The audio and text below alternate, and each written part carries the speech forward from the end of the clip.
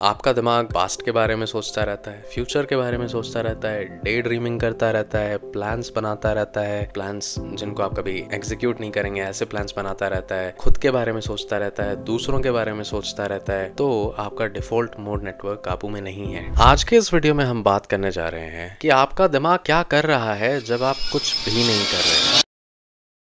आप खाली बैठ सकते हैं पर आपका दिमाग नहीं। तो इस वीडियो में हम डीप में बात करेंगे इस बारे में। लेकिन क्या फर्क पड़ता है कि हम क्या कर रहे हैं, हमारा दिमाग क्या कर रहा है? वेल, फर्क बहुत ज्यादा पड़ता है। क्यों? क्योंकि ये वीडियो मेरे चैनल पे नो जोक्स अबाउट कैसे और क्यों, इसी बारे में हम बात करेंगे इस वीडियो में। स्वागत है आपका मन विद चेतन में।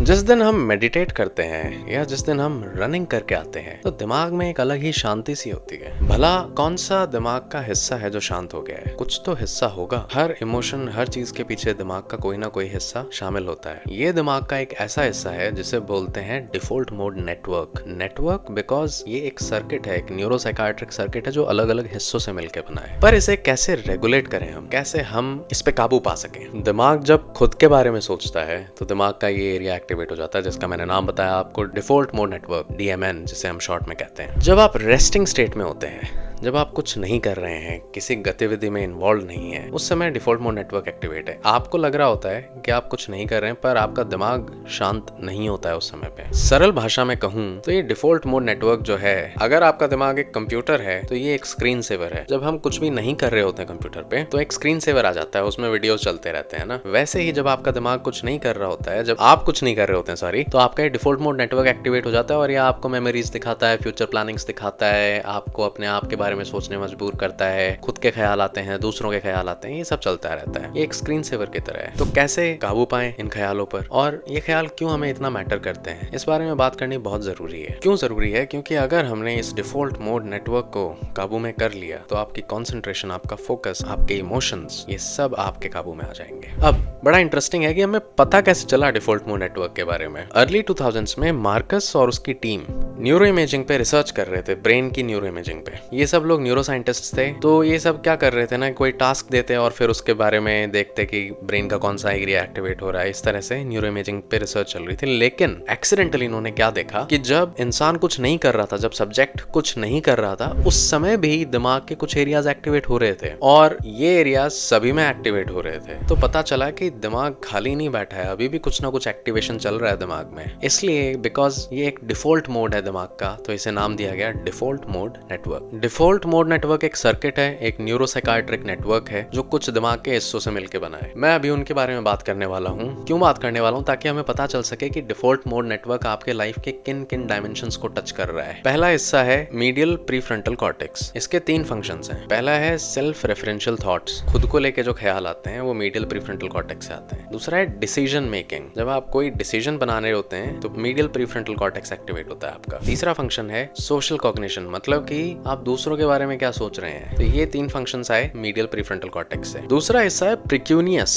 इसको बोला जाता है it is the central hub of default mode network, क्योंकि ये रिलेटेड है कॉन्शियसनेस से। पहली चीज, हाउ इंटरेस्टिंग। दूसरी चीज ऑटोबायोग्राफिकल मेमोरी। ऑटोबायोग्राफिकल मेमोरी वो होती है जो खुद की कहानी हमने अपने आप को सुनाई होती है, जो हमारी मेमोरीज में बसी होती है, तो वो सब आता है प्रिक्यूनियस से। तीसरा हिस्सा है इंफीरियर पैराइटल लोब्यूल। ये हमें हेल्प करता है पर्सपेक्टिव टेकिंग में। ये करूं कि ये करूं, उसने ऐसा सोचा होगा या ऐसा सोचा होगा, ये करना चाहिए, ये करना चाहिए। ये पर्सपेक्टिव्स देता है अपने को। ये हमारे को एक इमेजिनेशन दे सकता है कि यार ये पर्सपेक्टिव भी तो हो सकता है और ये पर्सपेक्टिव भी तो हो सकता है। तो ये तीसरा हिस्सा है डिफॉल्ट मोड नेटवर्क का। चौथा हिस्सा है medial temporal lobe. I find it very interesting क्योंकि ये हमारे को मेंटल टाइम ट्रेवल में हेल्प करता है। ये हमारे को लेके जाता है पास्ट में, लेके जाता है फ्यूचर में। तो आपकी सोच जहां जाना चाहती है टाइम में, वहां जा सकती है। So this is also a part of default mode network.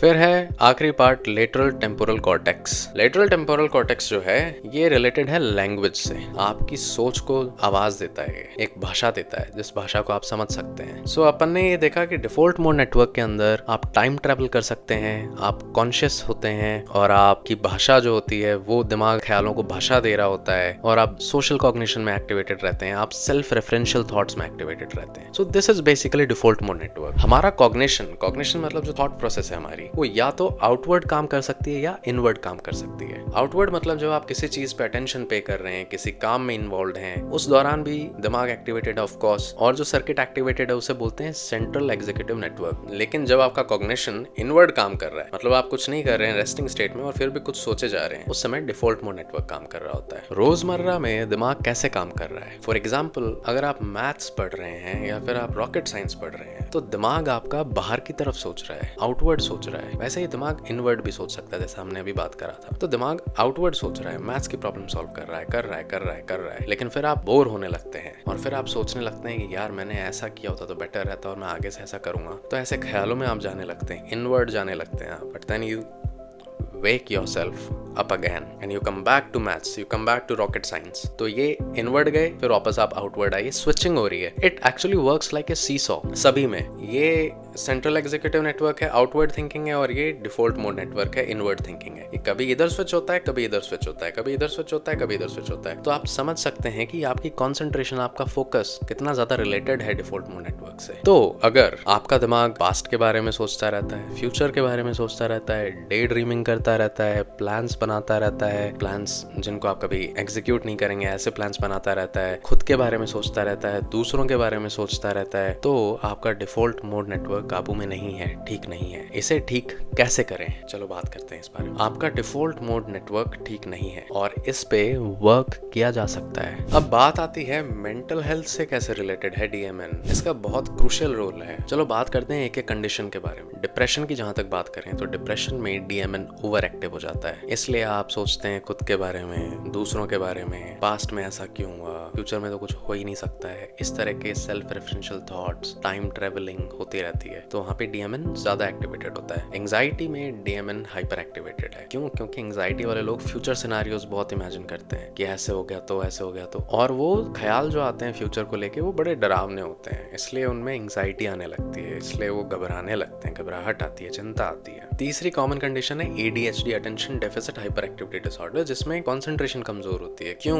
क्योंकि डीएमएन स्विच ऑफ नहीं हो पाता है, और जो मैंने सीसॉ बताया आपको सेंट्रल एग्जीक्यूटिव नेटवर्क और डीएमएन का, वो गड़बड़ हो जाता है, वो स्विच नहीं कर पाते हैं। वो कुछ किसी चीज पे कंसंट्रेट करें तो अचानक से डीएमएन एक्टिवेट हो जाता है और वो खुद के बारे में सोच रहे हैं, फ्यूचर के बारे में सोच रहे हैं, और फिर उनको वापस से लाना पड़ता है, फिर डीएमएन एक्टिवेट हो जाता है, तो डीएमएन शांत नहीं हो पाता है उनका, इसलिए एडीएचडी में कंसंट्रेशन कम होती है। स्किज़ोफ्रेनिया में फ्रेगमेंटेड थॉट्स होते हैं, थॉट्स में क्लैरिटी नहीं होती है, फ्रेगमेंटेशन होता है, एंड खुद को लेके और दूसरी चीजों को लेकर के, सेल्फ और आउटसाइड को लेके बेसिकली डिस्टिंक्शन कम हो जाता है, और इसे रिलेट किया जाता है ऑल्टर्ड डीएमएन से। ऑटिज्म के अंदर ऑल्टर्ड कनेक्टिविटी देखी जाती है डीएमएन के नेटवर्क्स के अंदर, तो वहां पे भी डीएमएन है। अल्जाइमर्स डिमेंशिया में मेमोरी जाने लगती है और ब्रेन धीरे धीरे डीजेनरेट होने लगता है। डीएमएन वाले जो एरियाज हैं वो बहुत जल्दी स्टेजेस में इन्वॉल्व हो जाते हैं, इसलिए अल्जाइमर्स में भी, डिमेंशिया में भी डीएमएन का बहुत बड़ा रोल है। ईगो डिसोल्यूशन स्टेट्स, जब ईगो डिसॉल्व हो जाता है, जब आप साइकेडेलिक्स करते हैं या मेडिटेशन करते हैं, तो आप देखते हैं कि डीएमएन जो है वो बहुत सप्रेस हो जाता है इस समय पे, और आप बहुत ज्यादा एंजॉय कर पाते हैं। मेडिटेशन के बाद बहुत एंजॉय करते हैं, ईगो डिसोल्यूशन के बाद आप एंजॉय करते हैं, आप बाहरी चीजों पे फोकस कर पाते हैं, सिर्फ खुद से नहीं अटैच्ड होते हैं, इसलिए कॉन्शियसनेस का बहुत ज्यादा लेना देना है डीएमएन से। अब अगर आपका DMN altered state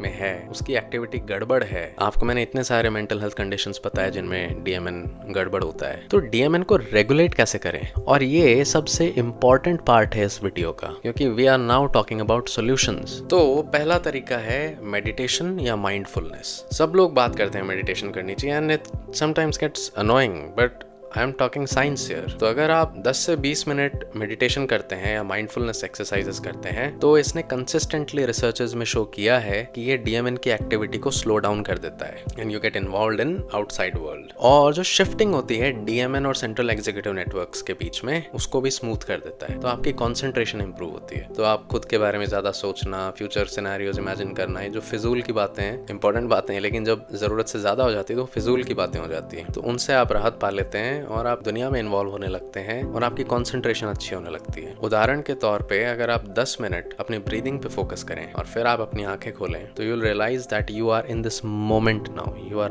not time travelling anywhere. Aerobic exercises जो होती हैं उसने दिखाया है कि डीएमएन की एक्टिविटी को वो रेगुलेट करता है, कंट्रोल करता है, बॉडी में केमिकल रिलीज करता है जिसे बीडीएनएफ बोलते हैं शॉर्ट में। बीडीएनएफ क्या करता है, आपके फ्रंटोपेराइटल लोब पे जाके एक्ट करता है और आपके जो इंट्रूसिव थॉट्स होते हैं उन्हें कम करता है। आपके थॉट प्रोसेस पे आपका कंट्रोल ज्यादा अच्छा आता है। Intrusive thoughts are very annoying. अचानक से बीच में कोई थॉट आ गई, आप काम कुछ और कर रहे हैं, फिर ये थॉट आ गई, तो ये, या फिर आप चाहते ही नहीं जिस बारे में सोचना वो आप सोच रहे हैं, तो उस पे कंट्रोल पाते हैं आप एरोबिक एक्सरसाइज से। जब बीडीएनएफ रिलीज होता है और फ्रंटोपेराइटल लोब पे आपका कंट्रोल आता है। साइकोथेरेपी, थर्ड थिंग, साइकोथेरेपी में देखा जाता है कि आपके जो नेगेटिव पैटर्न्स ऑफ थॉट्स हैं उनको ठीक किया जाता है ना। Interesting thing is functional MRI के अंदर देखा जाता है कैसे डीएमएन की एक्टिविटीज चेंज होने लगती हैं जब आप साइकोथेरेपी ले रहे होते हैं। सो साइकोथेरेपी रियली वर्क्स। जो हम बात कर रहे हैं थेरेपी लेना ऐसे ही होता है, नो, इट ब्लडी वर्क्स। चौथी चीज है स्लीप और स्ट्रेस रेगुलेशन। स्ट्रेस को आप एक्टिवली भी रेगुलेट कर सकते हैं। इस पे अगर आप वीडियो चाहते हैं तो कमेंट करें, मैं एक पर्टिकुलर वीडियो बना सकता हूँ स्ट्रेस रेगुलेशन के बारे में। स्लीप के बारे में ये कह रहा था कि अगर आपकी स्लीप कमजोर है, आपको अच्छी एडिक्वेट स्लीप नहीं मिल रही है, तो ये देखा जाता है एफएमआरआई के अंदर कि आपका डिफॉल्ट मोड नेटवर्क पागल हो जाता है, ओवर एक्टिव हो जाता है। तो अच्छी नींद लेना बहुत जरूरी है जिससे आपका डिफॉल्ट मोड नेटवर्क काबू में रहेगा और आपकी कॉन्सेंट्रेशन इंप्रूव होगी। तो ये है इस वीडियो का अंत। अगर आप मुझसे जुड़ना चाहते हैं तो मेरा इंस्टाग्राम है चेतन साइक, जो आप यहाँ पे देख सकते हैं, और मेरे इस चैनल को प्लीज सब्सक्राइब करो, लाइक करो, इस वीडियो को शेयर करो, क्योंकि मैं इस तरह की इंटरेस्टिंग चीजें अबाउट मेंटल हेल्थ लाता रहता हूँ।